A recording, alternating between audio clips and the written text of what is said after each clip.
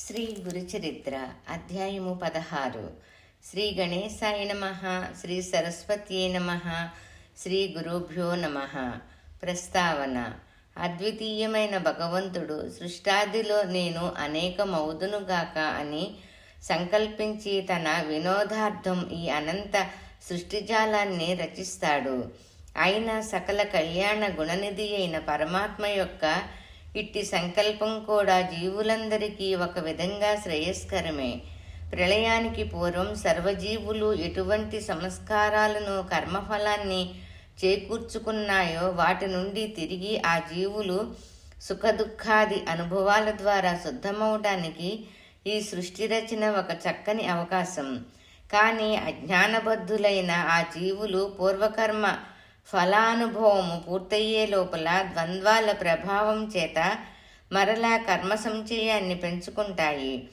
వారిపై కృప వలన ఆ పరమాత్మ శ్రీ దత్తస్వామిగా అవతరించి శ్రీపాదస్వామి, శ్రీ నృసింహ సరస్వతీ స్వామి వంటి సద్గురువుల రూపాలలో జీవులను ఉద్ధరిస్తాడు. కనుకనే సద్గురువు సేవ మోక్షానికి మొదటి చివరి మెట్టు కూడా. సద్గురువు త్రిమూర్తి ఆత్మకుడు, పరబ్రహ్మము కూడా. ఈ విశ్వమంతా ఆయన రూపమే. గురుభావంతో దేనిని అచంచలమైన దీక్షతో సేవించినా మానవుడు గమ్యాన్ని చేరవచ్చు. కానీ సామాన్యులకు ఏ వస్తువునైనా వ్యక్తినైనా పరిపూర్ణమైన గురుభావంతో సేవించడానికి తగిన సంస్కార బలం ఉండదని ఈ అధ్యాయంలోని గురు పరాత్ముకుడైన విప్రుని వృత్తాంతం తెలుపుతుంది. సర్వం కలిదం బ్రహ్మ, ఇదంతా బ్రహ్మ అని శృతులు చెప్పినా అలాంటి భావంతో ప్రాణులు వస్తువులతోనూ వ్యవహరించడం పామురుల వలన కాదు. కనుకనే సద్గురువుల రూపములో శ్రీ దత్తాత్రేయుడే అవతరించి తన మహిమతో వారి భక్తి విశ్వాసాలను చురుగొని వారిని ఉద్ధరిస్తాడు. వివేకం లేని భక్తులకు గురువుల పట్ల కూడా స్థిరమైన భక్తి విశ్వాసాలు ఉండవు. అందుకే ఎక్కువ మంది ఆత్మజ్ఞానాన్ని పొందలేరు. మనుష్యాణం సహస్రేషు కచ్చిద్యతి తతి సిద్ధయే. జ్ఞానసిద్ధికై యత్నించేవాడు 1000కు ఒకరుంటారని, అట్టి వారిలో కూడా లక్ష్యాన్ని సాధించేవారే కొద్దిమందో ఉంటారని భగవద్గీత చెబుతుంది.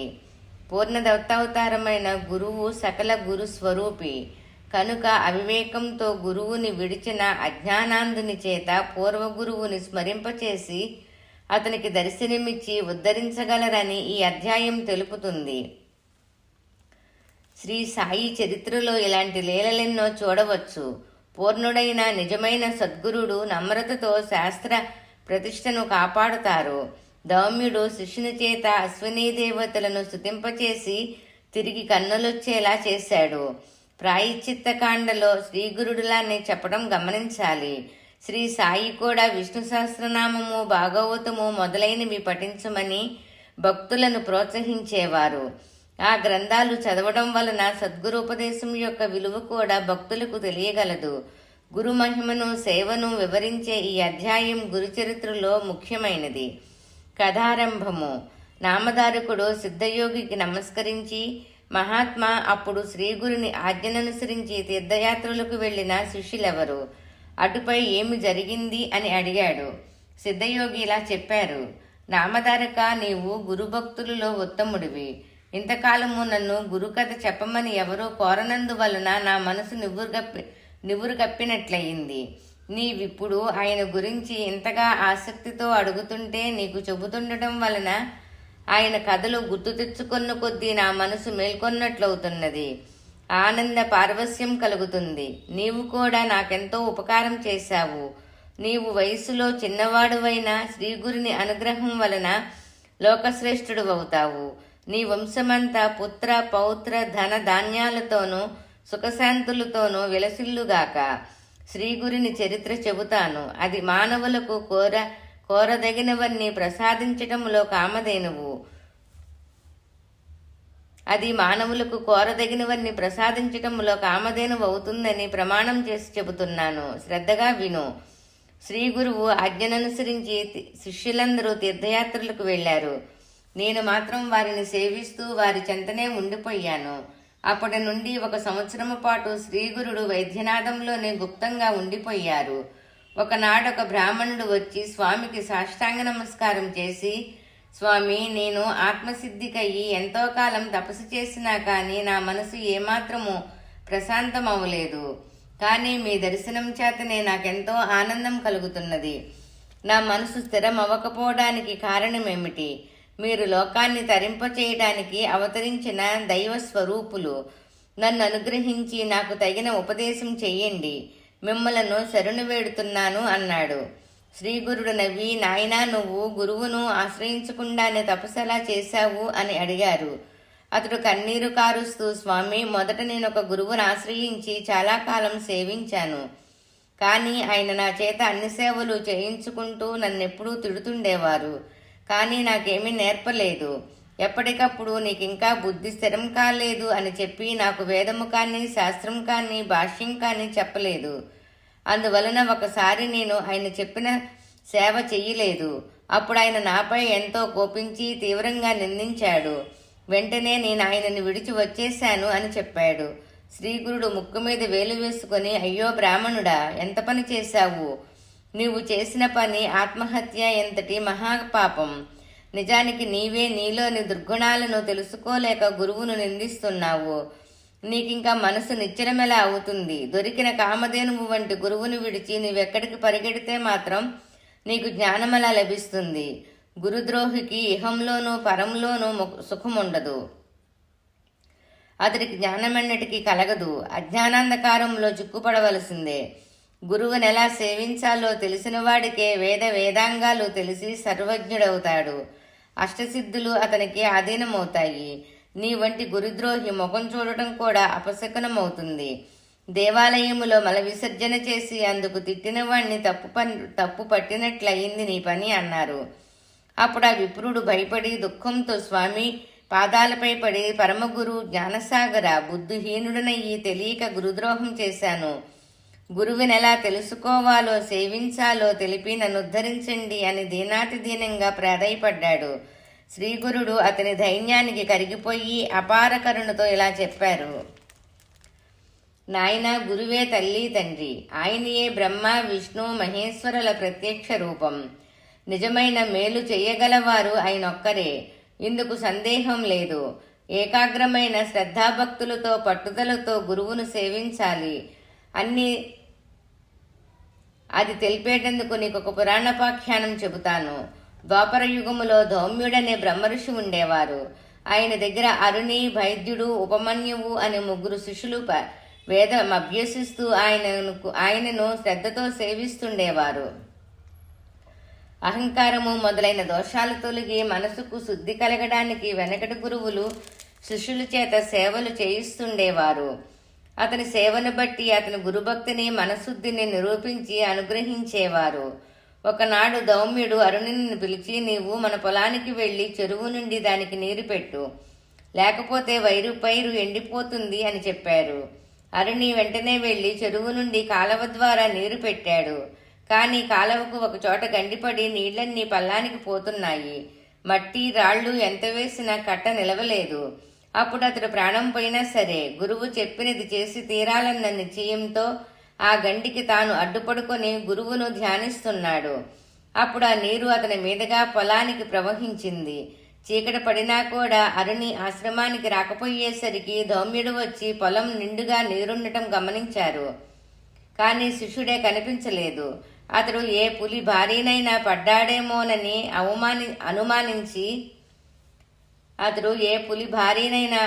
పడ్డాడేమోనని అనుమానించి ఆయన శిష్యుని కోసం బిగ్గరగా పిలిచారు. అరుణి సమాధానం ఇయ్యలేక కొంచెంగా శబ్దం చేశాడు. దానిని బట్టి ధౌమ్యుల వారు వచ్చి శిష్యుని లేవనెత్తి కౌగిలించుకొని సంపూర్ణంగా అనుగ్రహించారు. వెంటనే అతడు సర్వశాస్త్ర పారంగతుడైనాడు. అప్పుడు ధౌమ్య మహర్షి, నాయనా, నీవింటికి వెళ్లి తగిన కన్యని వివాహమాడి స్వధర్మమాచరించు, కృతార్థుడు అవుతావు అని ఆదేశించారు. అరుణి గురువునకు నమస్కరించి ఇంటికి వెళ్లి లోకపూజ్యుడయ్యాడు. ఒకరోజు ధౌమ్యుడు తన రెండవ శిష్యుని పిలిచి, నాయనా, పైరు పంటకొచ్చింది. నీవు రోజు కావలి కాచి పైరు కోసి ధాన్యం ఇంటికి చేర్చు అని చెప్పారు. వైద్యుడు తనకు గురుసేవ లభించినందున సంతోషించి పైరునెంతో జాగ్రత్తగా సంరక్షించి పంట పక్వానికొచ్చాక కోయించాడు. తర్వాత ధాన్యం రాశిగా పోయించి ఆ సంగతి గురువుకు చెప్పాడు. ఆయన అతనికి ఒక బండి, ఒక దున్నపోతును ఇచ్చి ధాన్యం ఇంటికి చేర్చమని చెప్పారు. అతడు ఆ బండి కాడికి ఒక ప్రక్క ఆ దున్నపోతును కట్టి మరొక దున్నపోతు లేనందున రెండో వైపు కాడిని తన భుజాన వేసుకొని ధాన్యం ఇంటికి తీసుకొస్తున్నాడు. దారిలో ఒక చోట బురదలో ఆ దున్నపోతు కూరుకుపోయింది. అప్పుడు బైదుడు దున్నపోతును విడిపించి తానొక్కడే బండిని బురదలో నుండి లాగడానికి ప్రయత్నించి ఆ శ్రమ కోరవలేక స్పృహ తప్పి పడిపోయాడు. కొంతసేపటికి ధౌమ్యుడు అక్కడికి వచ్చి చూచి అతని గురుసేవా దీక్షకు మెచ్చి అతని మెడ నుంచి కాడి తొలగించి అతనిని లేవదీసి కౌగలించుకొని అనుగ్రహించారు. వెంటనే వేదశాస్త్ర విజ్ఞానమంతా అతనిలో మేల్కొన్నది. గురువు అతనికి సెలవిచ్చి ఇంటికి పంపారు. కొద్ది కాలంలోనే అతడు కూడా అరుణీవలే లోకప్రసిద్ధుడయ్యాడు. ఇక ఉపమన్యువు మాత్రమే ఆ మహర్షిని సేవిస్తుండేవాడు. అతడు అతిగా భోజనం చేసేవాడు. ఆ మాంద్యం వలన విద్యాభ్యాసములో అతని మనసు నిలిచేది కాదు.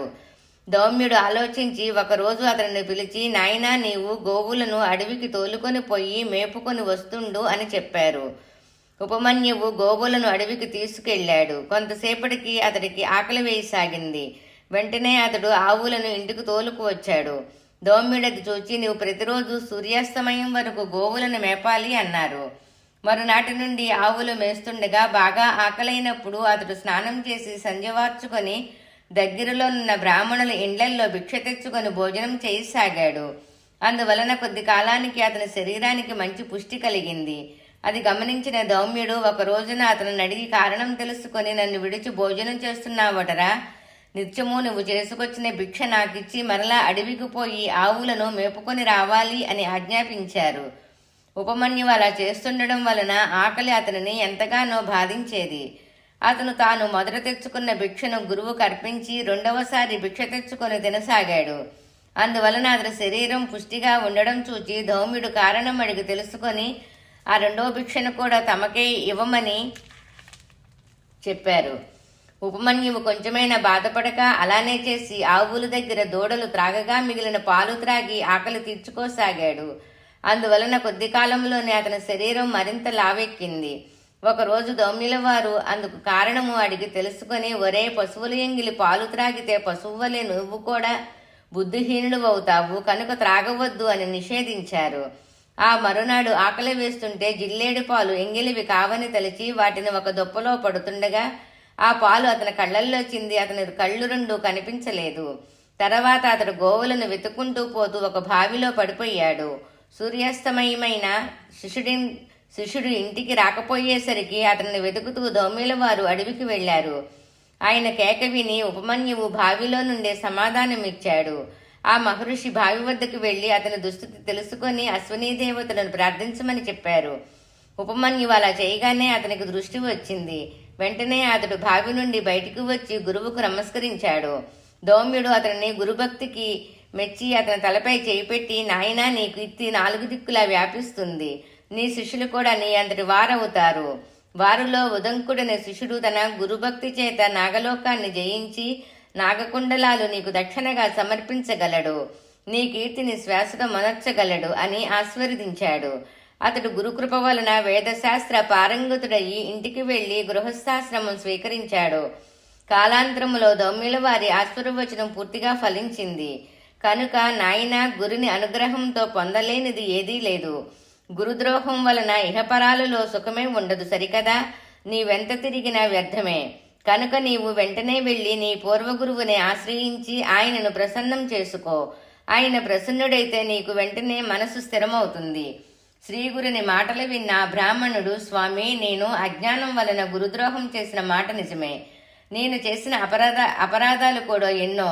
విరిగిన నా గురువు మనసు అతకడం సాధ్యం కాదు. ఇక నేను బ్రతికి ప్రయోజనమేమి? నా పాపానికి పరిహారంగా నా ప్రాణాలు విడుస్తాను అని తీవ్రమైన పరితాపంతో ఆత్మహత్యకు సంసిద్ధుడయ్యాడు. అప్పుడు శ్రీగురుని మనసు కరిగి, నాయనా, తీవ్రమైన పరితాపం వలన నీ దోషం నశించి వైరాగ్యం కలిగింది.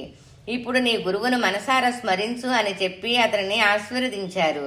వెంటనే అతని కంఠం గద్గదమయ్యి శరీరమంతా రోమాంచితమైంది. కన్నులు ఆనంద బాష్పాలతో నిండాయి. అతడు కృతజ్ఞతతో స్వామి పాదాలకు నమస్కరించగానే వేదశాస్త్రానుసారం అతని హృదయంలో ఉదయించింది. అప్పుడు శ్రీగురుడు, నాయనా, నేను చెప్పిన గురుమహిమ హృదయంలో నిలుపుకొని నీవు గురువు వద్దకు వెళ్ళు. నీవు నమస్కరించగానే ఆయన ప్రసన్నుడవుతాడు. ఆయననే నేనని తెలుసుకో అన్నారు. అతడు అలానే చేసి తర్వాత ముక్తి పొందాడు. ఇలా 1 సంవత్సర కాలం వైద్యనాథంలో నివసించి తర్వాత శ్రీ నృసింహ సరస్వతి దేశ సంచారం చేస్తూ కృష్ణా తీరంలోని ఉన్న బిల్లవటి గ్రామంలోని భువనేశ్వరీదేవి సన్నిధికి చేరి అతడు కృష్ణ వేణి సంగమములో పడమటి తీరాన ఉన్న ఉదంబర వృక్షం క్రింద కొంతకాలం గుప్తంగా నివసించారు. శ్రీ దత్తాయ గురువే నమః. శ్రీ శ్రీపాద శ్రీ వల్లభాయ నమః. శ్రీ నృసింహ సరస్వత్యే నమః. 15-16 అధ్యాయాల పారాయణ ఫలితము. తీర్థయాత్ర ఫలితం కొరకు